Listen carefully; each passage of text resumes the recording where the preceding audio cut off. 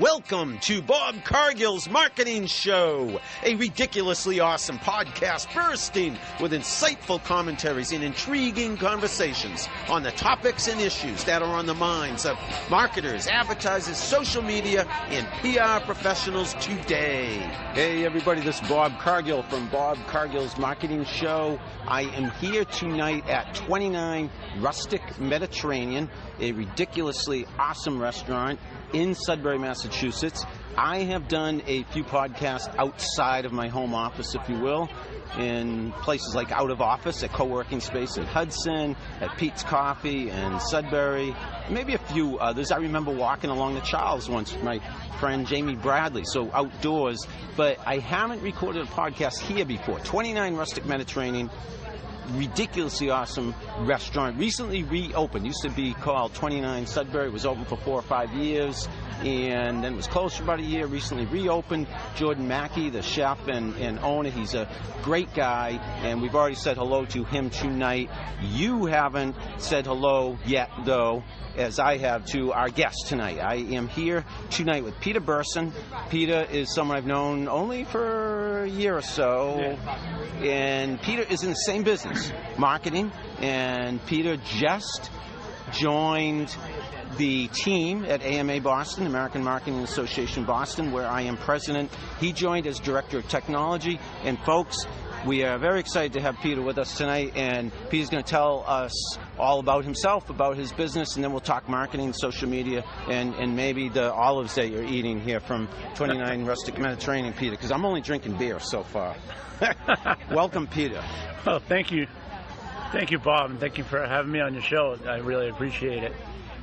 Yeah, it's great to have you, and Peter, because I've met with you. You were at our board meeting the other night, but I couldn't even begin to describe your background. I was looking at your LinkedIn profile today. I know you're in marketing. I know you have your own agency now. It's a franchise, I believe. Correct. Tell us in maybe reverse chronological order, if that is the right way of putting it, what you're doing currently and maybe your background. Love to hear some details.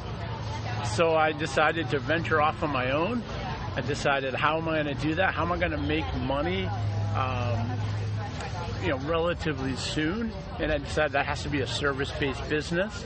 And what does my background help me with? And when I did research on franchises, I worked with this woman called Suzanne from Wellfleet Consulting. She helped me find a franchise. And the WSI World franchise just really matched with my skill set and my background, my technical background, my working with startups, my sales consulting. So I latched on to WSI World and opened up a franchise called Avely by WSI. Avely. Yeah, Avely. What does Avely mean? Does it mean anything? It actually does. It's a combination of my two children, Ava and Eliana. That is awesome. Elian. Love that. Love that, Peter. And the reason why is, like, whenever I walk into a client or working late, I want to remember why I'm doing this, and I did this so I had more time with my family, Boom. more time Love to that. hit my, to spend time with my daughter who has some, chronological medical issues, that I wanted that freedom to not say, hey, I'm going to be out for like 2 weeks because I'm going to be in the hospital and be working remotely. I just wanted to be able to pause and be able to be in Boston for the day and focus on that. And then the next day be back in my business. Peter, you have your priorities in the right order, clearly. And you have an analytical background or brain, I sense, left brain, yet you're willing to take a chance on starting your own business, which to me is a little bit right brain, meaning I'm a big risk taker, and I applaud you for taking that risk, and I'm guessing you're both left brain and right brain. So my friend, who's Armin Zildjian, is the VP of Sales at Drift. I think you guys were on one of their shows with Dave Gansel. Yes, that sounds familiar. I went to their hypergrowth, and he walked up before I bought the franchise, and he goes, "You've always been an entrepreneur ever since we were in college at Framingham State, and we're roommates." He goes, "But you've been risk averse, and those two don't mix." I said, "You're right." So one of the reasons why I bought a franchise is help reduce the risk a little bit, because it gives me that background. I can see that. It gives me the coaching. It gives me a model. You're buying into their infrastructure. I'm buying into a little bit of their infrastructure, which is slightly less risky than going off and doing this on my own. And I have a very large sounding board when I have questions. The WSI folks throughout the world. So I had heard of WSI, but never known anyone who was a WSI person until I met you. And I had no idea what it was. I just knew it had to do with marketing. Because I'm on social media all the time. I'd seen the logo. I feel like I might have seen you on Twitter before I ever met you in person. I feel like we might have interacted, or at least I had seen you. And I can't remember exactly how we met. I came out to the so what do you do? So whenever you start a business, one of the first things you do is network. And for me, I knew that from looking for a job. Whenever I happen to be laid off, I'm like, go out and network with people, find out what's happening.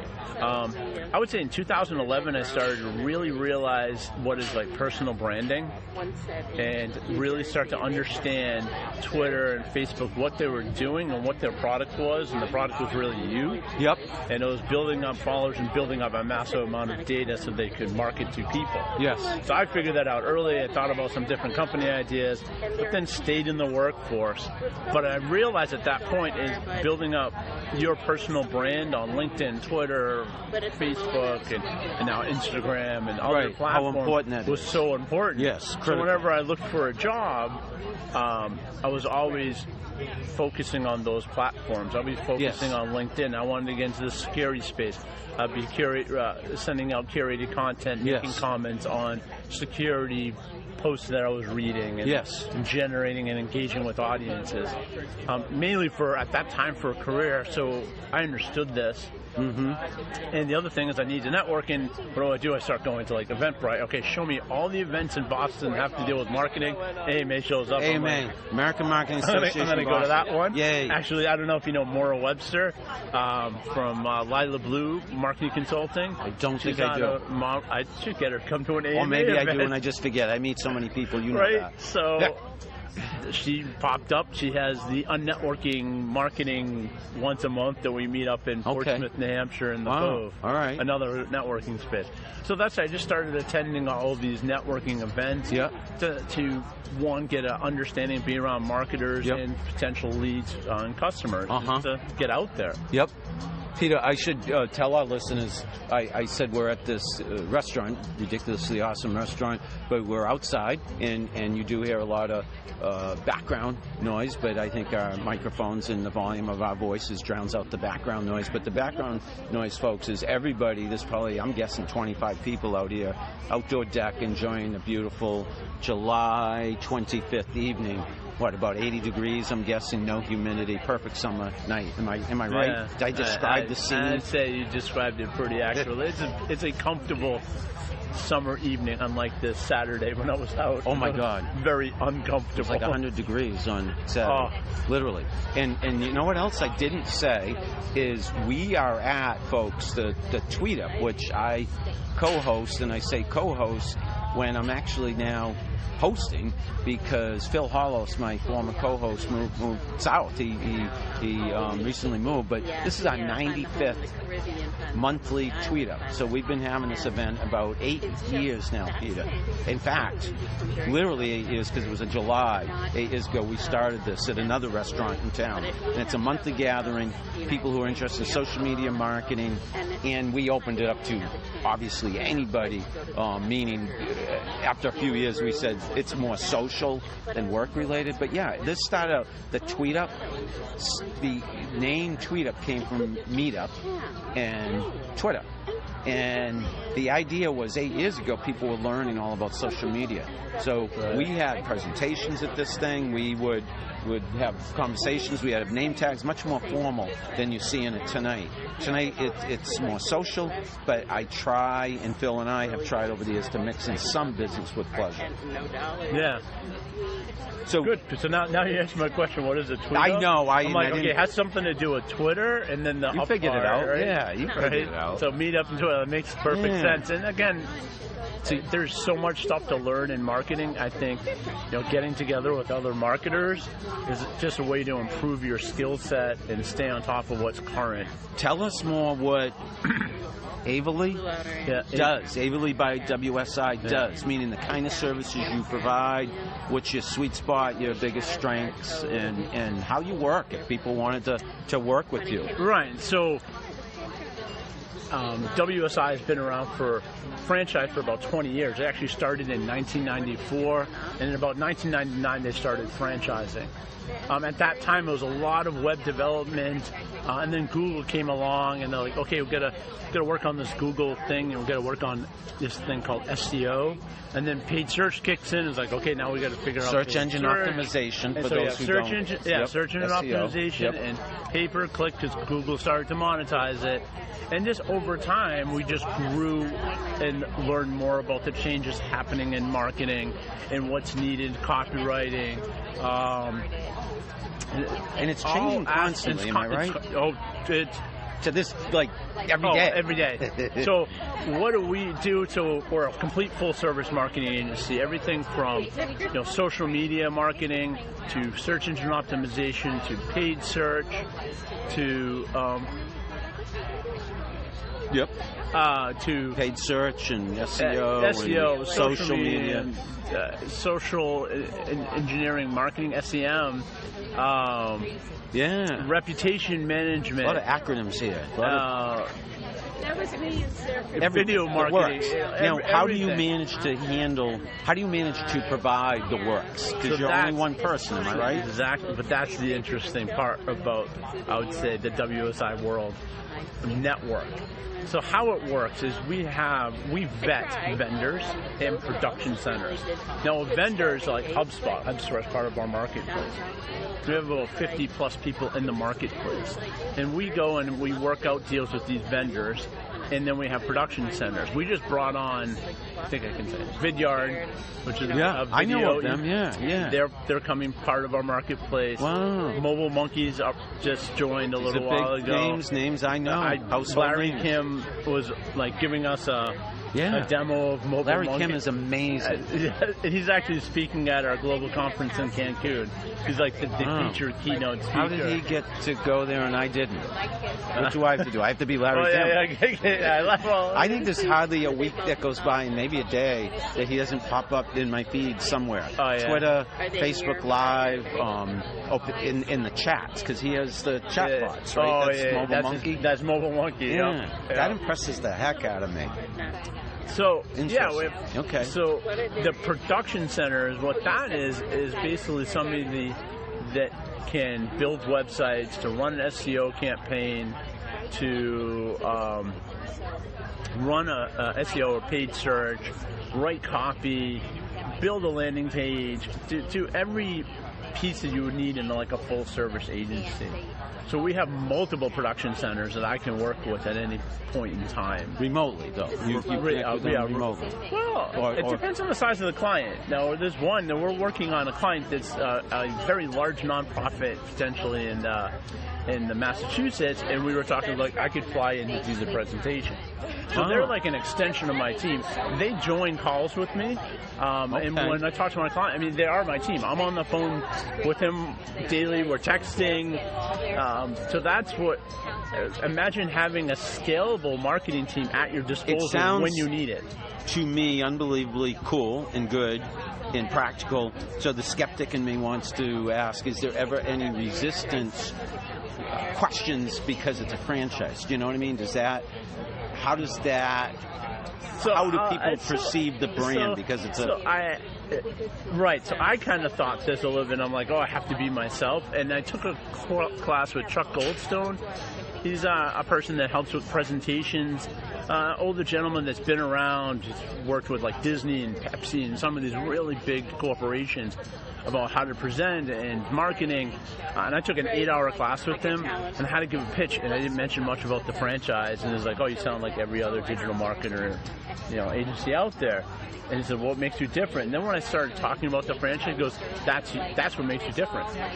Because that's it's WSI? It's WSI. I agree. Because that's what nobody else is able to bring. Right. Most agencies can only they have to specialize in one or two things. So they only have those resources. I wouldn't say I'm most agencies. I'm an independent consultant, but you are looking at me potentially as competition, and you are right. I don't have the resources, I'll admit, that you do. I'm not a WSI member.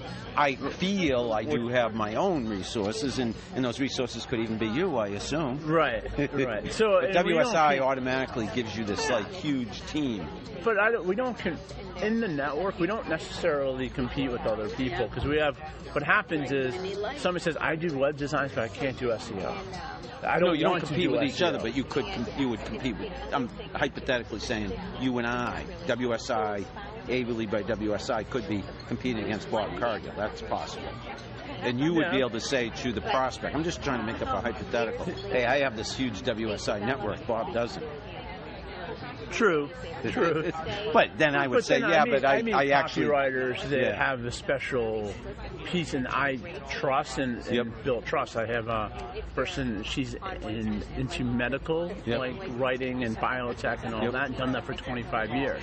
Can you work? I feel really comfortable having her write copy for a big biomedical. Do the people you work with, do they have to be WSI people? Is there like a goal to... Not necessarily, but then what WSI protects you is if I use a WSI approved vendor and something goes wrong, I can go back to the franchise and say the quality of the work. Gotcha. All right, so there's a little the minute I step outside, they're like, well, hey, you went and worked to deal out with that copywriter and the work.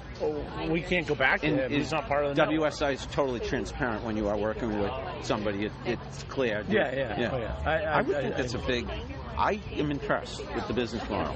Can you tell me about any of your clients? Like, I know specifically, either not, you don't have to name them, but give me an example of a client that kind of works. I've been, because I've done work volunteer for my congregation in Acton, and I started their Facebook page and Twitter and Instagram and all other social media, and then I moved on replacing their website with a congregation management system for our Jewish temple.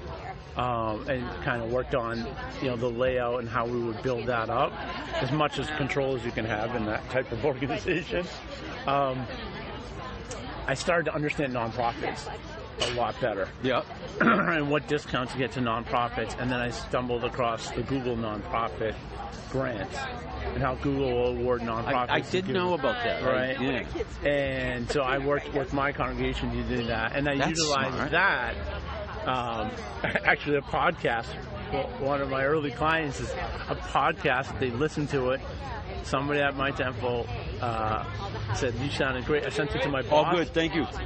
She's like, I want to talk to him because of this podcast I did with another networking.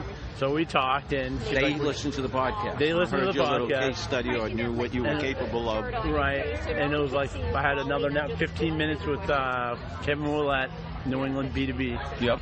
And they heard that, and she's like, I want to talk to him. We talked, and she's like, we have a marketing person, but we're not really pleased. The contract's ending at, I think it was in May. Yep. June comes along, calls me up, is like, this is how much money I have, let's go. Peter, that is awesome. So we're just finishing up their landing page. Their nonprofits approved. We're working on the Google ad grant to get that approved, and we should be launching that. And when you say we, it's you with other resource, WSI. Yeah, my team's up in Toronto. Can I ask you this, and you don't have to answer, I understand, but there must be a cost involved in doing WSI. Is that something you can talk about? Or is there a... Yeah, you have to buy the franchise, right? Or yeah, so that becomes very franchise-like, right? Yeah. Our franchise isn't territory-based. It's 3 license models. It's a local license, regional, and national license. Yep. A local means like one county. Yep. Regional is multiple counties put together. Yep. National is the whole entire country. Yeah. I don't know how it works internationally because that has a kind of a different model. Because we operate in 80 different countries, 1,200 plus WSIers operating in those countries. Wow. This is fascinating. I don't think, again, only if it's been around about 20 years. Yeah. A couple of years ago was when I first saw it popping up on Twitter. So I think that was you, and there might be a few others that are in my Twitter feed that have the WSI in their handle. But I've never known much about it. There's three of us. Well, there's one that has some internal people as well. Metro Create in Somerville. And Millie Kwan, she's out of Natick. Oh, she is? Yeah, Metro Create is also a WSI agency. But Millie Kwan. Millie Kwan, she's been in for like 10 years. Okay. Maybe it was her that I first saw it. Because I've known her longer than I've known you. Yeah. I've only known her maybe 5 or so years, but you have only known 1 year. Right. Feels like I've known you a long time, Peter. That's good. We've made things happen quickly. A lot happen. So that's how you come in. Right. You come in, you pick your license, and then you decide where you want to go. You might be just an individual utilizing the network, or you may say, you know what, I'm going to utilize the production centers, but I want to build a couple people locally. Somebody maybe handle project management, very common, because we're either a marketing consultant or we're managing our clients. Let me throw some, I'm going to change courses here, if you don't mind. Sticking on marketing, maybe social media, my bailiwick, if you will. What do you feel is happening in the marketing world right now that's people should know about? That it might be obvious, or it might be some hidden secret. But what's huge right now in marketing? What do you see happening? What changes? We didn't plan this either, folks. No. So you did not know I was going to ask you that. So part of me is this year is it's like, this is my company. I want to immerse myself in marketing information. WSI provides a lot of content, a lot of education and certification. But I took one step. Digital marketer out in I think they're in California puts on a huge show called Traffic and Conversion Summit. They are part of they're a vendor. We get kind of discounts on some of their classes. I went out to there, and what I'm hearing is everybody's figured out marketing in the sense of we're going to measure everything, we're going to capture all the fundamentals, leads, send them through the funnel, but everybody's doing it the same way. Yep.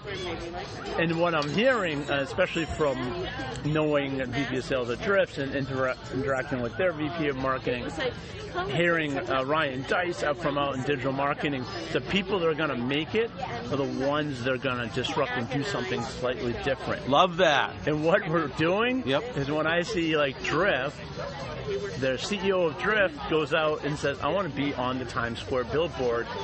The VP of Marketing, let's make that happen. He's like, I have no idea how to make it happen, but I'll try. They got their book on that billboard in Times Square for 30 minutes. How did they do that? Did they do it? Did they pay to have it done? Oh, no. They definitely probably paid to have it done. There might be some organic ways you can make that happen. But the big thing is they talked it up. They're like, hey, our book's coming out. If you see our book in the airport, if you see our book, wherever you see our book, take Instagram, Twitter, LinkedIn. What's the name of the book? I should know. Conversational Marketing. And that's Drift? That's Drift. That was the one that there's like officially published. That's one I should read, too. Right? It's Conversational Marketing. That sounds a little bit related to social media. The whole VP of Marketing, what I liked about them is they released this, I think it's called This Won't Scale. Their complete playbook of everything they did. They're trying to educate the market. Like, we'll tell you everything. Well, that's the way to do it in 2019. And this is like... That's the way to market. They're disruptive. I love it. Oh, Drift is very disruptive. I asked you a question. You gave me like 3 answers, meaning you gave it a 3-pronged answer because you mentioned a company, which I love to hear about, folks, Drift, and you mentioned how they're marketing their book in a new and different way, and you also mentioned the general term disrupting. And I just did a video the other day, actually, right like a few hundred yards away. You know how I do these walking and talking videos. And this video is called What's Your Studio 54? And I said, this was a general business motivational talk. but I said, you need to have a Studio 54 kind of idea. And what I meant by that was, and I explained it in the video, you got to break through, you got to disrupt. You can't just be same old, do it the way everybody else is doing. So it sounds like Drift has this Studio 54 way of doing things. Now, I'm much older than you. You might be saying, what the heck is Studio 54? I'm not that much older. But that was in the late 70s, early 80s, this disco in New York that was different than no other, that was bigger, better, louder. Celebrities only lasted a few years, but they disrupted the nightclub scene. So, and I think you have to, as a marketer, and for me, I have to look at everything and what's happening. And so here, for example, I'm like, and I listen to Gary Vee a lot. It's like, what's the next platform that's gonna really take off? Don't know. Instagram, everybody. But guess what? Everybody's flocking to Instagram. Right. So what do I look? I have 2 children, kind of teenager and a teenager. TikTok. I was just going to say TikTok. These guys are on TikTok for hours. Yes. So I'm jumping on TikTok. What was TikTok formerly named? Musically. Right. Jeez. I was trying to push it. Musically, yes. And it's from another country, right? Yeah. So they got merged in China or something like that. But now it's popping up. My friend in Japan says it's blows up huge over there, right? And the thing is, they're consuming. When somebody sits on TikTok for 3 hours, my kid sits there for 4 hours. Rate. I was like, wow. Yeah. Wow, if I can sneak in there and show you a quick video. Right, time on app is off the charts. It's not even that. Some people are organically using TikTok to promote their business, like electricians. So you and I should be doing that, Peter. I'm not doing that yet. This is like crazy. I do have a Snapchat account, but Snapchat's been around a while. I'm on every other social channel, but I'm not on TikTok. I know everyone keeps talking about TikTok. What I do hate to do personally, though, is chase the next big thing. I try to anticipate and try to be there. I'm an early adopter, but I don't grab the shiny object just Correct. So my sake. thing is, you know what I mean? Make sure it's in your peripheral vision, You're right. Yeah, I agree. Because it may go away, a month from now, something else comes up and everybody's jumping on that. That was a great quote. Make sure it's in your peripheral vision, on your radar.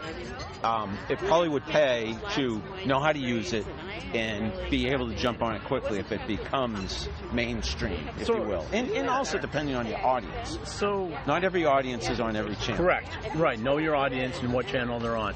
Another thing is Waze, right? Why not advertise in Waze? Yep. So this is the great thing about the network. I don't have Waze. I don't use it. Are there ads on it now? Okay. Well, Google bought them, so you know they're going to commoditize that. Of course. Yeah. Right? So I'm starting to see that and seeing ads. And so having the WSI network, I post a question. We use Facebook Workplace, which is like an internal Facebook. need to use that. I'm totally aware of it. I have not used it yet. So that's like a company. You guys are really modern, really. So I post a question. Impressed. I'm like, hey, is anybody advertising on Waze? And I get 6 or 7 responses. Yeah, we've done really well for restaurants, or restaurants a popular place, or some local stores and things to that effect. It's not that expensive. Here's what we did. That's the other part about the network, is when I say I have a business X, I don't have a massive amount of experience. Who's done it? Here's the use case, is what we did. And then I share that, and I can even bring them on the call. If a banker walks up to me and says, you don't have banking experience. Eric Cook is one of our top guns, we call him. He has 30 years of banking experience. I give a call to Eric Cook, said, can you come on the call in the beginning? And he'll jump on, And he'll jump on, and then we'll decide what happens after that if I need. So you named an agency, agency side name. What about a brand that you think is doing really, you did mention Waze. I don't know if that is a brand that you'd answer with, I don't know if that would be your answer to this question. A brand that's doing some really cool things right now. And it could be local, could be big name. That's doing really... thinking all the Boston ones. So the other one, Lola Travel. All right, Lola Travel. It could be an ad you've seen. Lola Travel. Who? Lola? Lola Travel. I know of Lola. I think they're doing an incredible job. Wow. They're really disrupting the travel and customer service. Customer service. What did they is do differently? Changing. What did they? Okay. Or Gorilla. I think it's called. Is it called Gorilla pickles? I hope I don't. Here's what I mean. It's like I got this pickle, or there's another. Oh no, I'm forgetting. It was like Tabasco and ketchup. What's happening is if I have a product. You mentioned pickles, Tabasco, sauce. Yeah, and Gorilla. ketchup. I think it's. I have no idea where you're going. Gorilla pickles. I had this in the fridge. Incredible pickles. Yes. So take it on. I don't know how long. So we went from Lola to we are literally on pickles. Yeah. But don't worry, I'll come back around. I'm sorry. All right. So I'm like, the pickle's bad. I don't know. Like, how am I going to find out if the pickle's bad? These are really expensive pickles. I want to eat them if they're good.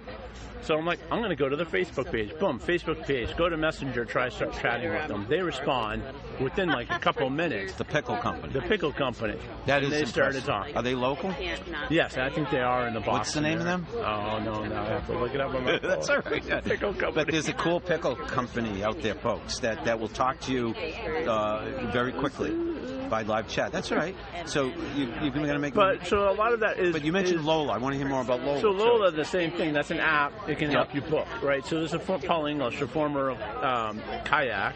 Went off to inform this. I've read about him. I've heard about him. He's very much an entrepreneur. I have my travel agent back. I got it. And doesn't he have Mike Volpe as his? Yeah, Mike Volpe is the CEO. Who came from HubSpot. Brilliant minds, these people are. You're a little bit older than me, not that much older than me. I used to have a travel agent. I would send an email, boom, get me on the flight. Yes. When I traveled as a sales engineer or professional service consultant, I just send like a one-line email and she'd book me the flight, the hotel, all set up for the next week. When I started working for this other startup in California, it's like, yeah, we don't allow travel agents. I'm like, oh no, I have to book my flight, I have to go find a hotel. You can do this all online, but it requires time. Right. Lola, it's like I have my travel agent back. It's all in the app, boom, boom, boom. If you're stuck in the airport, they're already talking to you in the app, rebooking your flight. All right, so... No, it gets even better. I was in New Jersey. Will Mike Volpe talk to me? Or I don't know if Mike... But it gets even better. I'm in the airport, and she's like... Mike's an awesome guy. I'm trying to catch this connection, and it got delayed. I missed the connection. She goes... we're talking on the app. She goes, there's a great Italian restaurant. You're kidding me. I'm not. So this is their customer service. They're inside the app. What's the CEO's name? Mike Volpe. No, Mike Volpe's he's the CEO, and the owner is the other guy you talked to from Paul English. Paul English and Mike Volpe are the two. Yeah, Paul English, I think, is invested in it. Gotcha. Yeah, no, I'm just trying to get the names behind the scenes here, and so people can look up the company and the people. Yeah. Mike I met years ago on a panel discussion. He's a smart marketer, and and Lola sounds like a business to look into. So you have great answers to my questions. But you have one more thing. Here's how you do things different. They actually swapped, I think, CTOs. Drift and Lola swap CTOs so they can learn from each other. This is what's happening in today's market, in today's startup world. It's like they did that intentionally. I mean, someone strategically thought this is a good idea. It's a good idea. Wow. So they can learn what Drift's doing and vice versa. Like that show on TV. That's awesome. That show on TV, Wife Swap. They did a CEO swap. Yes. I don't even know where that came from, but that was a great TV show for a while. But actually, I guess that's the same principles, right? So maybe you can learn something. Yeah, although that was meant to intentionally be funny because they knew it wouldn't work. The Wife Swap TV show. I think the CTO stuff worked a little bit better. They do their homework and they want to make sure it works. Right. This is a strategically thought through, conscious decision. They put a billboard up. I didn't know. We're in digital marketing. Okay. They put a billboard up, right? So doing things differently. Drift wrapped a van with Drift, and they're at some conference in San Francisco, and they shuttle people back and forth. Yeah, I agree with that. What great! You got 40 minutes of somebody inside the van to talk about Drift. Tell me how you use, only because I'm watching the clock, not that we have any time limit here. We can talk all night, but we want to relax a few minutes after we're done in this before we have to go home to our respective families. I want to ask you about your personal use of social media. what is your most favorite social media channel? How often do you use it? What do you like about social media? Yeah, answer that for me, please. I don't. So favorite Twitter, one. Facebook. Depends. It really depends. If I'm at an event, it's gonna be Twitter. Yeah, live tweeting. Yeah, it's gonna be live tweeting because watch it's a hashtag, and I'm live tweeting. I'm tweeting directly with the speakers. Yep. I'm mentioning them. I'm posting pictures on them. Like Boston New Technology, I think you're a little bit aware of that networking group. Yes. They're always like, hashtag BNT, the number. Chris Ricoina? Yes. Is that how you pronounce it? Yeah, Chris. Awesome guy, yeah. Right. Doesn't he live in Texas, but he's always up here in Boston? And I know his company is up here. Okay. But he might be. He's an amazing entrepreneur and real nice guy, yeah. Mass Innovations Night, hashtag this. Bobby or Carlton. Even showing the tweets with using that application. That is, right? yes. So You live display events them Twitter? at the event, and so let's say 100 people were watching this podcast live, and they were tweeting about it. It'd be up on a screen, and we, if we were Gary Vee, that would be the case. But I'm not. Sorry. So. And then business to business, if I'm trying to get to the business community, the really professional community, that's LinkedIn. LinkedIn, absolutely. And LinkedIn's changed the last few years. Am I right? LinkedIn's changed a little bit, like live video has just come on, and now they're allowing you in your business page. They're just catering this to show services that you offer. So, Peter, I knew you knew a lot. And I told you before this conversation, I said, but we've never sat still, because I don't sit still for long. And I'm not necessarily literally sitting still while I sit now. I'm always fidgety, always moving places. I've learned so much about you in 34 minutes and 48 seconds. We can talk a few more minutes. 35 minutes, should I say, in 48 seconds. You have you're a wealth of knowledge. Yeah. But you're fairly quiet about it. Am I right? Is that you're a little understated in terms of promoting yourself? Sometimes. Well, I get excited when I get a little bit amped up when I'm on podcasts. That's right? Good. So I say you should have your own podcast. I would say sometimes I'm humble. I'm a problem solver. That's what I've done my whole career. I look at a problem. How are we going to solve this creatively? What's the best way we can solve this problem? When I look at marketing, it's just another problem and how we're going to solve this. What's the best way to market this product to the right people to get that engagement, to get that conversion? What are some interesting ways that we can do it that may be different that will help you stand out from everyone else? So what I'm saying, though, is you do not toot your horn an awful lot. Toot your own horn. Use this episode. Hopefully you like it enough when you listen back to it as a way of saying, hey, man, I know more than you might realize. Because I am saying, shit, this guy, Peter Berson, he's an encyclopedia of marketing. I had a conversation with a potential client, and we were talking about different things, and I consume a lot of information from social media, Marketing Examiner, Michael Stelzner, great guy. Yep. Lewis Howes, I've learned different things from him. Gary Vee, I try to consume all of this. Bob Cargill, maybe once in a while. Bob Cargill, every once in a while. Robert Frazier from Business Lunch. Okay. As much as I can consume, I drive and flying to places. I'm listening to a podcast. I'm on the treadmill listening to a podcast. I'm just trying to gather this information so I can help my clients. But this weekend, we were talking a little bit about Charity Water and their techniques. Yes. And the client's like she said, I'm getting very emotional because you're getting it, and I'm getting it better than an agency that they're spending more than 6 figures on. You're saying that to a potential client, and the client's like, you make me so emotional, and you really get it. I want to do work with you. They said that to you? Yeah. We will find a project to work with them if you can put that in writing and make a graphic out of it. And I'm glad you said it right here and now. When I hear that, I'm doing this because I want to help people and get results. That is the biggest So when I can You get. recently joined us on we hope to have you on the board, literally, formally, board of directors at AMA Boston, American Marketing Association Boston. You joined us, actually, officially today as Director of Technology. You were at our board meeting the other night. It wasn't just last night, was it? 2 nights ago. Yeah. 2 nighs ago, I think. Tuesday night. Yeah, and today's Thursday. So, and you're going to help us immensely with the website. We are I'll say whatever that client said to you. We're getting, 6 figures worth of services just with you volunteering for us. And I can tell that. And I'm telling you this. Someone today in an email said to me, you are digging in very quickly on helping us with AMA Boston's website. So thank you for that, personally. Is there anything that I'm not asking that you wanted to say? This is you have carte blanche. Hey, we're at a restaurant, carte blanche, a little double. Well, I didn't get to roll all the way back to, where do I come from? I came from the startup market. No, it's a la carte. I just said carte blanche. That doesn't come from carte blanche. I can't. I'm rambling.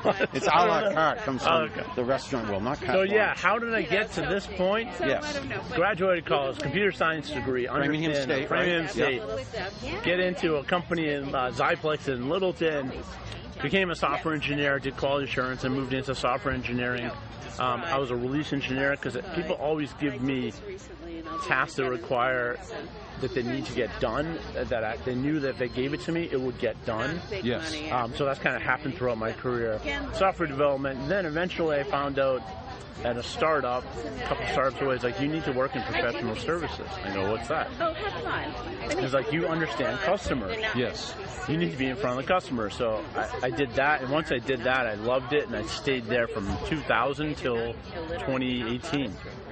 Being in the professional services, a sales engineer, a solution architect, system engineer, all the different names, but always in a very customer-focused role since 2000. So 19 years of customer experience, working with very large customers, the wireless carriers like Verizon, AT&T, all throughout the world. Yep. The banking industry like Wells Fargo, TD Bank. So a lot of experience dealing with big enterprise-level clients. Yeah, and some other one like Sophos I worked for, and that gave me that little of a Sophos, the antivirus, anti-spam. Yep. Okay. I guess they do a lot more now. Yep. But that gave me a little bit more small business university we were selling into. Well, your wealth of knowledge in marketing. If I was a potential client, maybe I am. You never know down the road. I would hire you if I could afford you. I feel you have demonstrated not only how much you know, but how much you can be trusted, because you're just this perfect balance, I think, of not taking yourself too seriously. But I can tell by talking to you, you take what you do very serious. Oh yeah, yeah.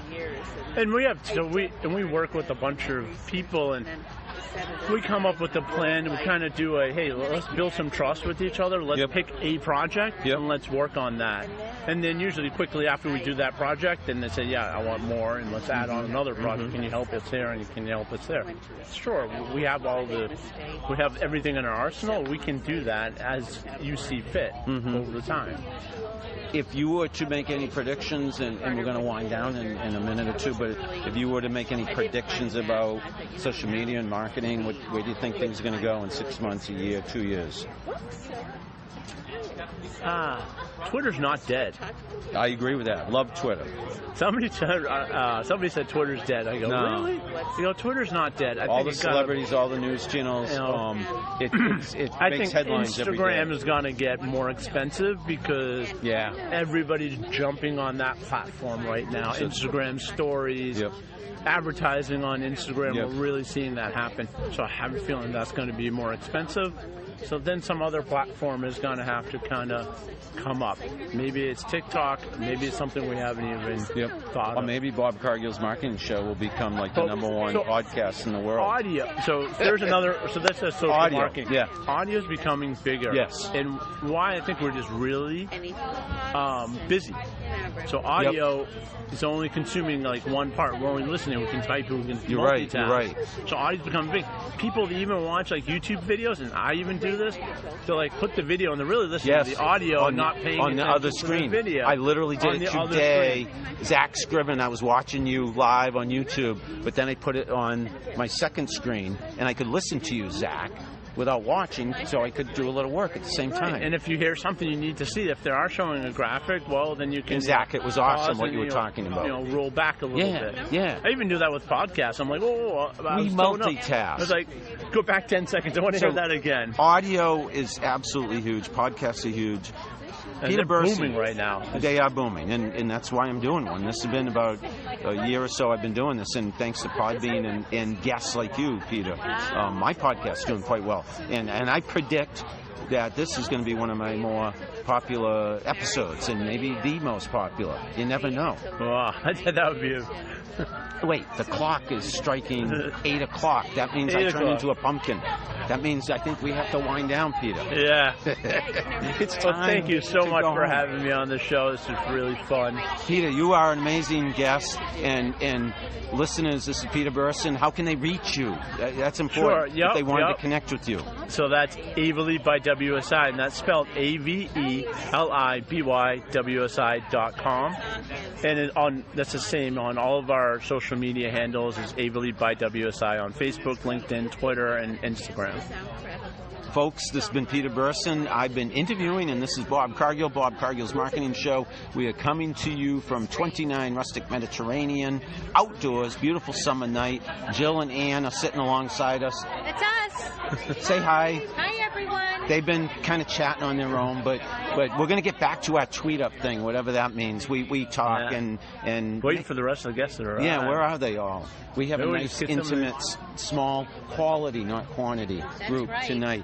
Thanks, folks, for listening. That was Peter Berson, and this is Bob Cargill from Bob Cargill's Marketing Show. We'll be talking to you again soon.